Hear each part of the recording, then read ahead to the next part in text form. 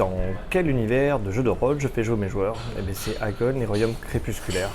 Voilà, c'est un vieux jeu parce que je suis vieux et avec mes copains on fait une campagne qui dure depuis un petit moment. Donc voilà.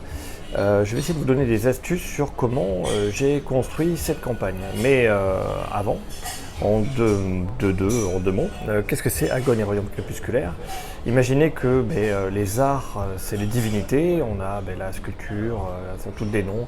Sculpture, peinture, poésie, et il m'en manque une. Voilà. Si les arts, vraiment, c'est la magie. Et barde, c'est fumée. Donc il existe différentes races, comme dans Star Wars, on peut jouer des extraterrestres, on appelle ça des saisons, c'est lié aux saisons.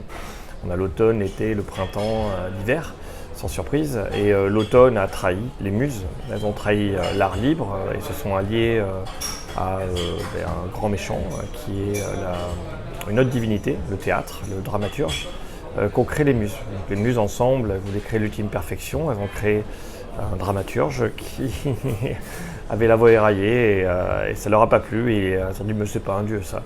Et il a très mal pris mais c'est un dieu quand même et en gros il les a trahis.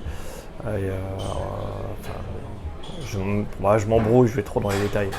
Dites-vous que c'est un peu comme dans Star Wars, on joue la résistance face à un dieu unique qui a tout gagné. Et donc les humains sont ses marionnettes et on joue humain.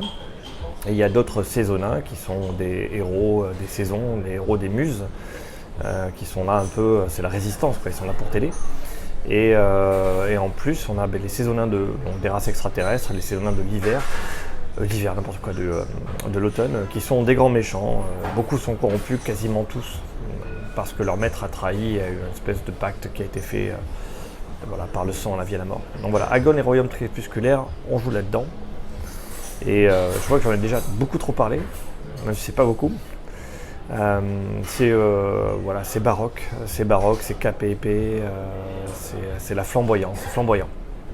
Et c'est vraiment ça, ce jeu de rôle qui est vraiment sympa, où ça change. Quand quelqu'un sort une flûte, tu te pisses dessus, parce qu'il fait du contrôle mental, tu vois, chaque instrument de musique a un peu des pouvoirs qui sont liés à ça. Donc voilà, il y a des démons, évidemment, qui sont aussi alliés aux grands méchants. C'est un peu de leur séide, même s'ils se tirent la bourre entre eux. Et il y a deux types de menaces. On a la perfidie et la corruption des ténèbres, de l'ombre.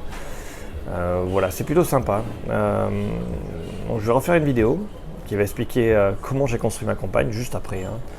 Je posterai, je peux poster. Et je vais vous donner en fait la dynamique de comment j'ai construit ma première campagne qui a été finie la semaine dernière. Et là, ça va être la suite.